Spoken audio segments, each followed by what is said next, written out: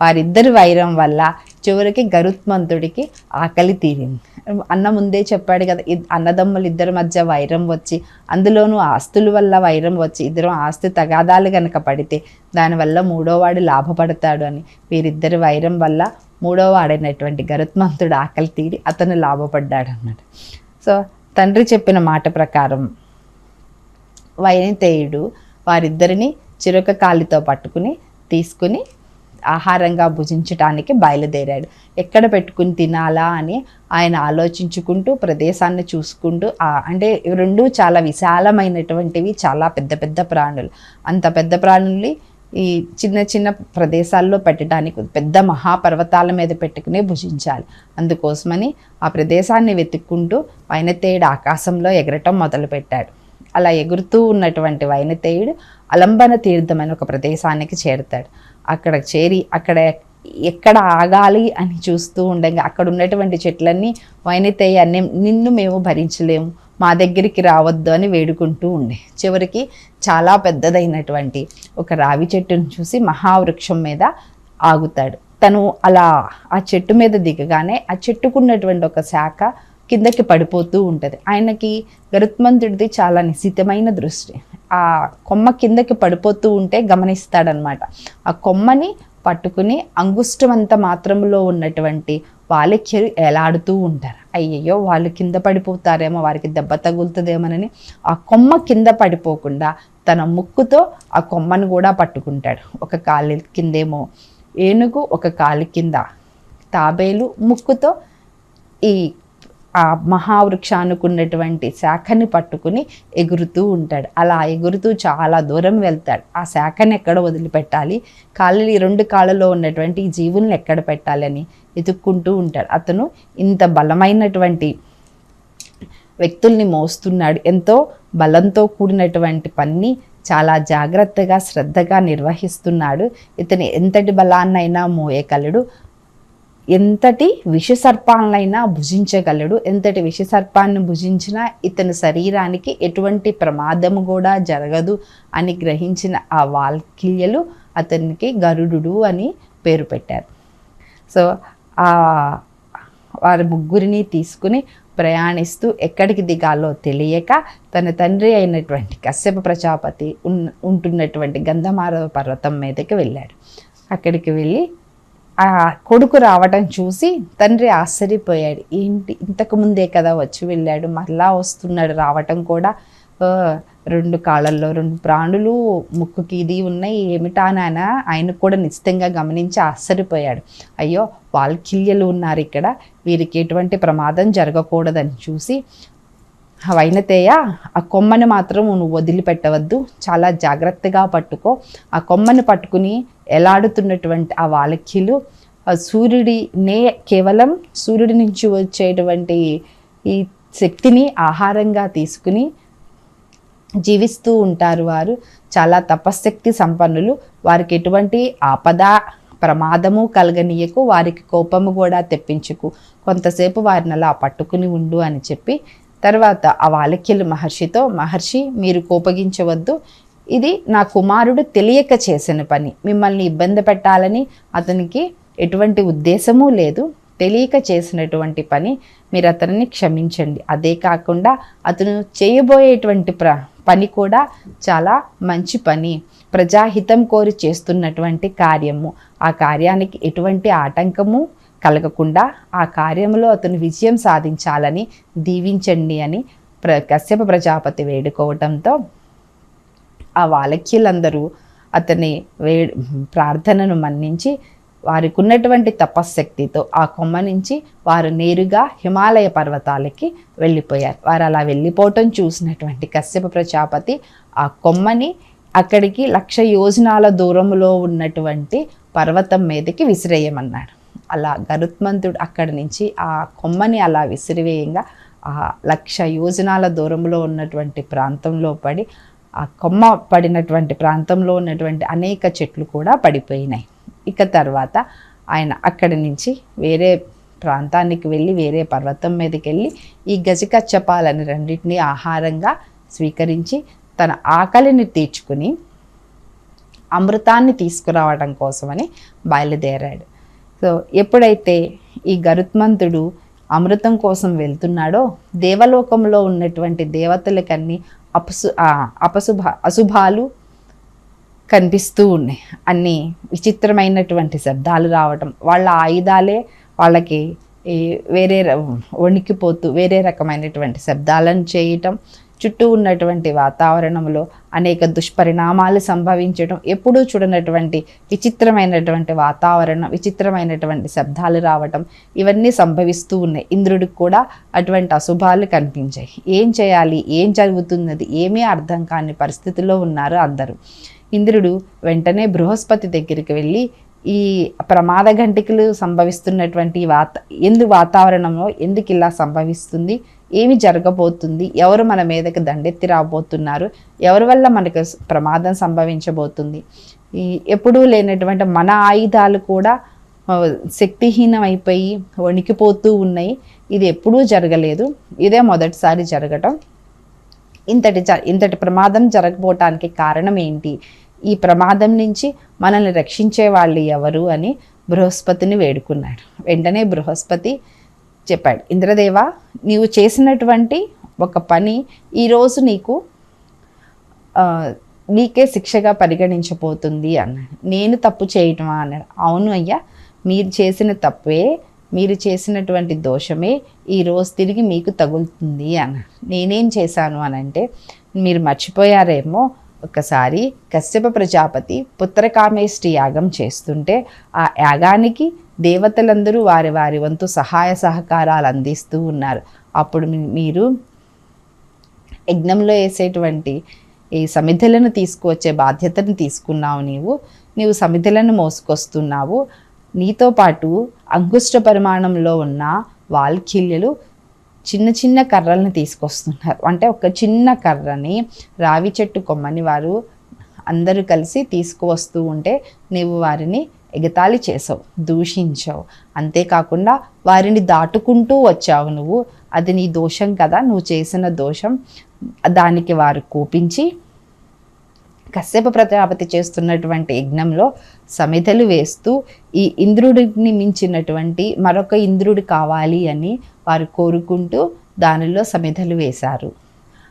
వారి తపశక్తి వల్ల వారి కోరిక నెరవేరుతుంది. నీకు తర్వాత ఆ విషయం తెలిసి కశ్యప ప్రజాపతి దగ్గరికి వెళ్ళి నాకు రాబోయేటువంటి ప్రమాదాన్ని ఆపుమని నువ్వు వేడుకొనగా కశ్యప ప్రజాపతి వాల్కిల్య దగ్గరికి వెళ్ళి, బ్రహ్మదేవుడు మనకి ఒకరికి ఒక పని అప్పచెప్పినప్పుడు ఆ పనిని వారే నిర్వర్తించాలి కదా, మరొకరిని ఆ పనిలో భాగస్వాముల్ని చేయకూడదు, వారికి పోటీగా మరొకరు రావటం అనేది కూడా జరగకూడదు, అది ఏ విధంగానూ ఎవరికి క్షేమం కాదు కదా, మీరు అనుకున్నటువంటి కార్యాన్ని ఉపసంహరించుకోండి అని అన్నారు. అని వారు మేము అది ఉపసంహరించుకోవటం కూడా కుదరదు, కానీ దీనికి ఒక చిన్న ఉపాయం ఉంది. మీరు సంతానార్థియే యజ్ఞం చేస్తున్నావు. నీకు పుట్టేటువంటి కొడుకు ఇంద్రుడితో సమానమైనటువంటి పరాక్రమం కలిగిన వాడవుతాడు, ఇంద్రుడితో సమానంగా ఉంటాడు, మరొక ఇంద్రుడి లాంటి వాడే అవుతాడు అని వారు ఆయనకి వరంగా ఇస్తారు. కశ్యప ప్రజాపతి కూడా అందుకు ఒప్పుకోవటం, అదే సమయంలో వినతాదేవి సంతానం కావాలని రావటం, వాల్కిల్యులు కోరుకున్నటువంటి కోరిక, ఈ కామేష్టి యాగం ఫలితం వల్ల వినతాదేవి గర్భం దాల్చటం, పుట్టినటువంటి 2 పిల్లలు మంచి తేజస్సుతో పరాక్రమవంతులుగా పుట్టడం జరిగింది.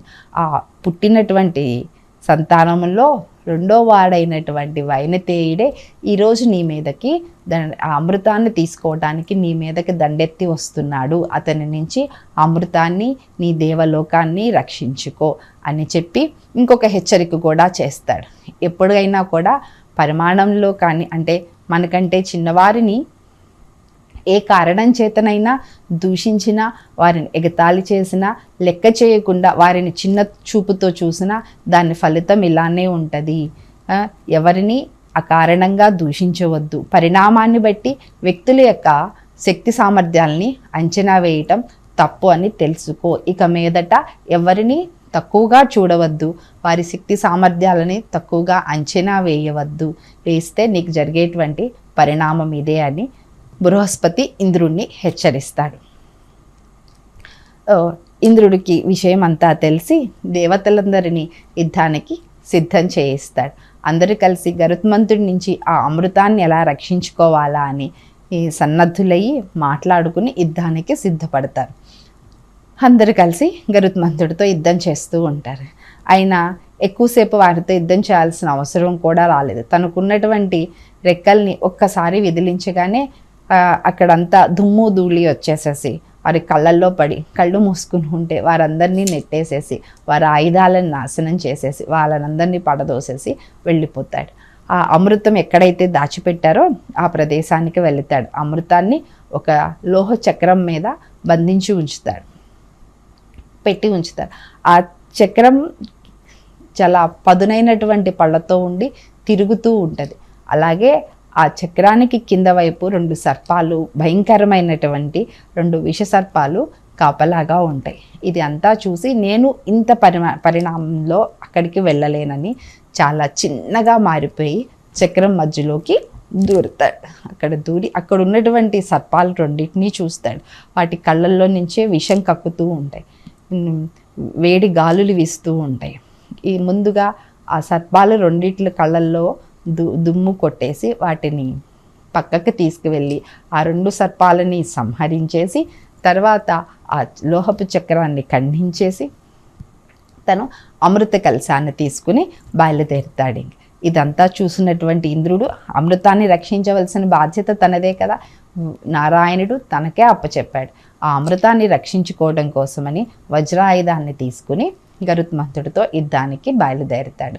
ఆయన వజ్రాయుధాన్ని గరుత్మంతుడి మీద వేయగానే గరుత్మంతుడి శరీరంలో నుంచి ఒక ఈక మాత్రమే రాలతుంది అనమాట. అది రాలగానే ఈయన చెప్తాడు గరుత్మంతుడు, ఇంద్రా, నేను నీకు భయపడి నా ఈకని రాల్చలేదు.